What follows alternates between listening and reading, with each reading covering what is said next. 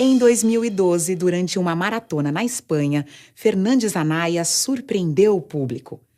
Ele era o segundo colocado da prova quando viu o queniano Abel Mutai, que liderava com folga, diminuir o ritmo a poucos metros da vitória por achar que já havia cruzado a linha de chegada. O que fez o espanhol? Ao invés de aproveitar a oportunidade para vencer a corrida, alertou o concorrente e o empurrou até a vitória. Um jornalista veio com o microfone e disse assim: "Por que você fez o que fez?" E o menino espanhol disse: "Fiz o quê?" Ele não compreendeu a pergunta. Ele tem valores de conduta em que essa pergunta não faz sentido. O jornalista insistiu, disse: "Mas por que o senhor fez isso?" Ele disse: "Isso o quê?" Ele não compreendeu, ele não achou que houvesse outra coisa a fazer do que aquilo que ele houvera feito. O jornalista insistiu: "O senhor deixou ele ganhar?" Ele disse: "Eu não deixei ele ganhar, ele ia ganhar." Mas ele falou: "Então, mas ele estava distraído." Ele disse: "Então, se eu ganhasse desse modo, qual seria o mérito da minha vitória? O que é que eu ia pensar de mim mesmo, quieto, sem câmeras?" Aliás, ele disse uma coisa mais interessante: se eu subisse no pódio, no lugar de número 1, qual seria a honra da minha vitória?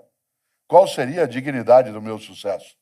Mas aí ele disse a coisa mais bonita que eu vi em 2012.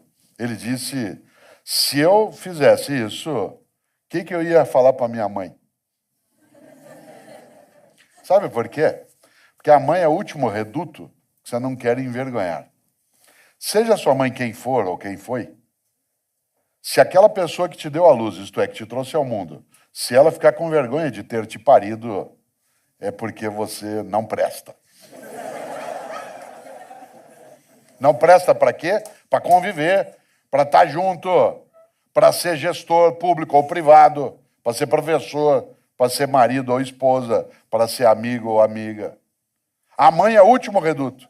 Pode parecer romântico, mas a vergonha, ela tem uma fonte matricial, que é o mais fundo do teu eu, que é aquilo que te gerou. Não quero fazer aqui um tolo elogio à questão da maternidade em si. Eu estou falando de outra coisa.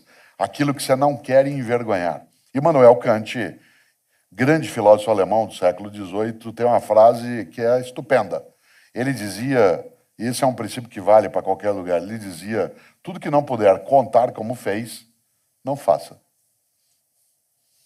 Tudo que não puder contar como fez, não faça. Porque se há razões para não contar, essas são as razões para não fazer. Claro que ele não está falando contra sigilo e privacidade. Ele está dizendo, tudo que não puder contar como fez. Porque se alguém ficar sabendo, você vai ficar com vergonha de ter feito, então nem faça.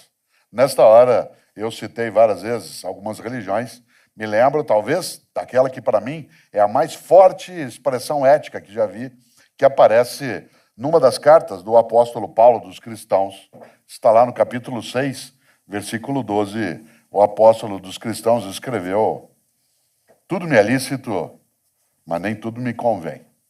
Isto é, eu posso fazer qualquer coisa, porque eu sou livre, mas eu não devo fazer qualquer coisa. O que eu não devo fazer? O que torna imunda a minha história, o que mancha a minha trajetória, o que agride a minha comunidade, o que envergonha a mim mesmo, o que entristece minha mãe.